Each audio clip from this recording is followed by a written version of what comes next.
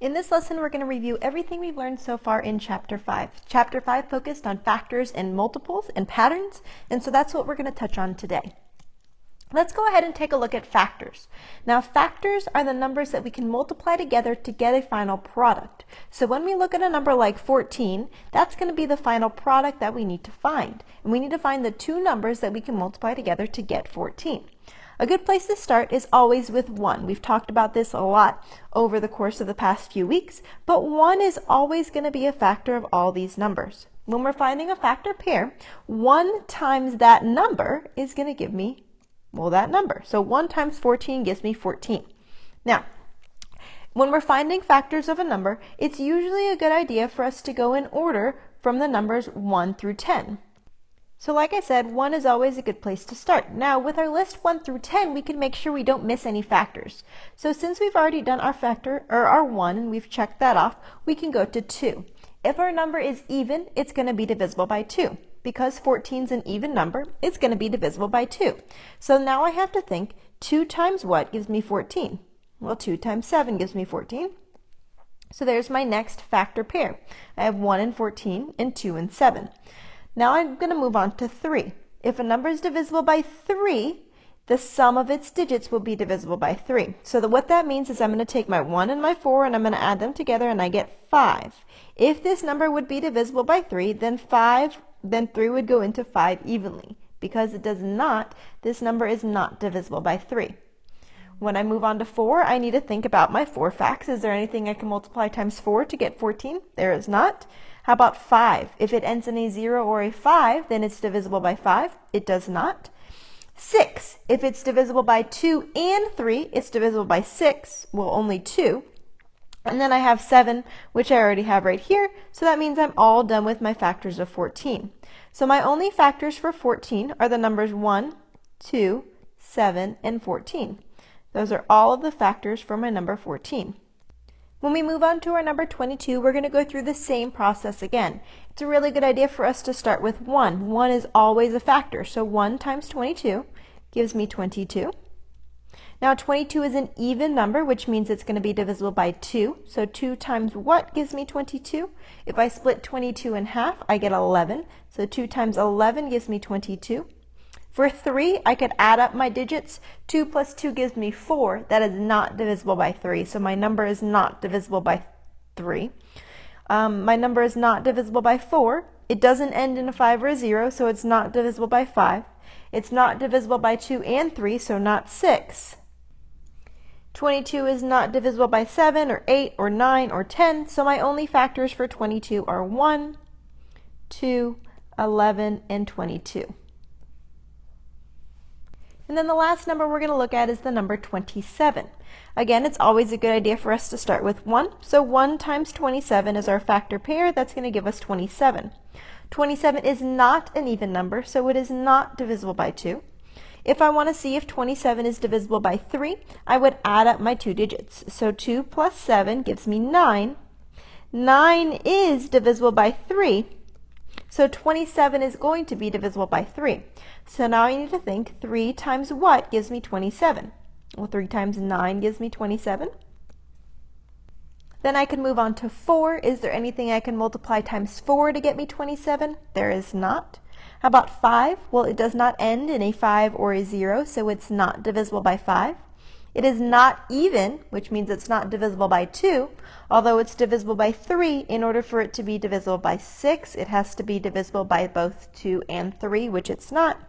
27 is not divisible by 7 or 8, but it is divisible by 9. So if I rewrite my factors, I have 1, 3, 9, and 27 are my factors of 27. Notice how 1 is always a factor, so 1, I have it in common with all of them. And then the number itself that we're starting with is always going to be a factor. So 14, well, 14 is a factor. 22, 22 is a factor. And 27, 27 is a factor. So that's all about factors. Notice that our factors are smaller than or equal to our number. That's important. Let's go ahead and take a look at multiples.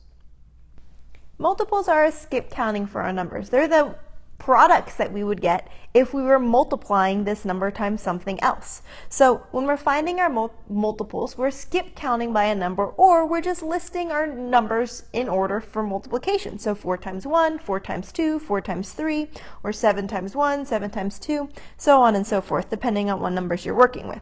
So when we're finding our multiples, all we're doing is increasing by that number. So for 4, 4 would be our first multiple. 4 is a multiple of 4 because 4 times 1 gives me 4. And then all I need to do is multiply 4 times the next number, or just add 4 more. So 4 times 2 would give me 8, but notice how 8 is 4 more than 4. So if I add another 4, which would be 4 times 3, I'd get 12. Add another 4, or 4 times 4 would get me 16, and then 20, and 24, 28, and so on and so forth. I would do the same thing with 7. If I was listing my multiples of 7, 7 would be my first multiple, and then because that's 7 times 1, and then I'd move on to 7 times 2, which is 14, 7 times 3, which is 21, 7 times 4, 28, 7 times 5, 35, 7 times 6, 42, and so on and so forth. When we move on to 9, 9 is the same deal. 9 is always going to be a multiple. That would be the first multiple, and then I would be moving on. This would be 9 times 1 would get me 9, 9 times 2, 18, 9 times 3, 27, 9 times 4, 36, 9 times 5, 45, and so on and so forth. So that would give me my multiples of my number. A few things I want you to notice about your multiples. Notice that they always start with that digit. Whatever digit you're working with, that's always going to be a multiple. And notice how they keep getting larger. Now multiples can go on forever. I could keep adding 4 into infinity. I could keep adding 7 into infinity. You usually don't need to list that many, but multiples can go on for a really long time. Prime or composite numbers. A prime number is a number that only has 2 factors, 1 in itself, and a composite number is a number that has more than 2 factors. Composite numbers could have a lot of factors, but prime numbers only have 2, 1 and that number itself. So let's take a look at some of these numbers. The number 42 is an even number. All even numbers except for the number 2 are composite because all even numbers are going to be divisible by 2. So the number 42 is a composite number. The number 39. If we were to look at this number, we could say, oh my goodness, look, this might be a prime number, but there are a few things that we can do. We should look at our divisibility rules to help us with this. If we added our digits, 3 plus 9 would get me 12. 12 is divisible by 3, which means that 39 is divisible by 3, which means it is not prime, it's composite. Now the number 23 only has 2 factors, 1 and 23. The only way that I can get 23 by multiplying is to multiply 1 times 23. So that means this is a prime number.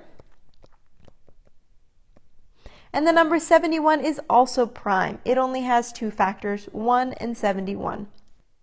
One of the next things that we talked about was patterns. Now, what I saw some of you guys doing with your patterns is that you were trying to combine both rules together. Both rules are completely separate and they need to be treated separate in terms of your terms. So the first term means the first number in your pattern. In this case, it's the number 13. Now we need to follow the rules step by step. Each term is a different step. So because my first step right here is subtract 2, that's going to be my next term. I'm going to have to subtract 2. 13 minus 2 gives me 11. Then I go on to my next rule, which is add 3. 11 plus 3 more gives me 14. Then I go back to my first rule, which is subtract 2. When I subtract 2, I get 12. Then I add 3 and I'd get 15. Subtract 2 and I'd get 13, and so on and so forth. Now for the next pattern, there's only one rule, so there's only one thing for me to follow, and that rule is to subtract 7. So my first term, which means the first number I'm going to start with, is 84, and then I just need to subtract 7. So if I go through that pattern, the first 6 numbers in my pattern would be as follows. Let's take a look at some word problems. PJ had 50 books. He placed all of his books on shelves. Each shelf had the same number of books. How many books could be on each shelf? Each shelf had the same number of books. This is important. I'm basically taking 50 and breaking it into even groups, and I need to know how many even groups I can break it into. So in this problem, what am I looking for? I'm looking for my factors of 50. So go ahead and find all of the factors of the number 50. When I find all of my factors of the number 50, I have 1 and 50, 2 and 25, and 5 and 10. I don't have any other factors, so if I were to list those in order from least to greatest, I would have 1, 2, 5, 10, 25, and 50. Now my question asks how many books could be on each shelf. We could have 1 book, 2 books, 5 books, 10 books, 25 books, or 50 books on each shelf. Those are all of our factors of 50. Let's take a look at another problem. This problem says Jackson was putting pictures up on the wall in his bedroom. He arranged 42 pictures in the shape of a rectangle. How many rows of pictures could be on the wall?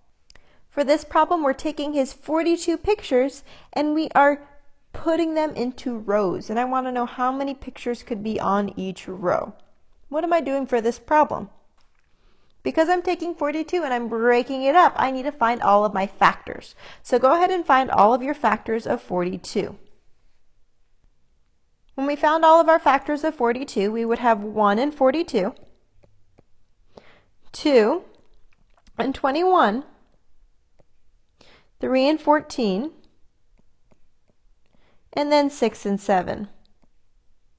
And those would be all of our factors for 42. Okay? So he could have how many rows of pictures could be on the wall? We could have any of these number of rows of pictures on the wall. Let's take a look at another problem. Which of the following statements is true? Go ahead and read all these very carefully. Remember, is means equal to, so 39 is divisible by 2, or it's equal to. You can divide it by 2, you can divide it by 3, you can divide it by 6, or it's a prime number.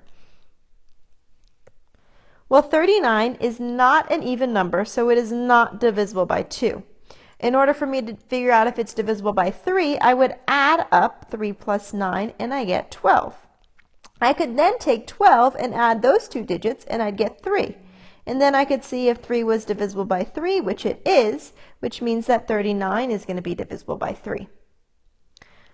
Now, because it's not divisible by 2 and only 3, that means it's not divisible by 6. It has to be divisible by both 2 and 3 for it to be divisible by 6. And because it is divisible by 3, it is not a prime number. So our answer is 39 is divisible by 3. Let's take a look at our next problem. In this problem, we also want to figure out which of the following statements is true. We have 3 is a multiple of 9, 9 is a factor of 3, 9 is a common multiple of 3 and 9, and 9 is a common factor of 3 and 9. Read this problem really carefully. Remember, is means equals. So think about it for the first option. 3 equals a multiple of 9. Well, your multiples of 9 are what? And then is 3 one of them?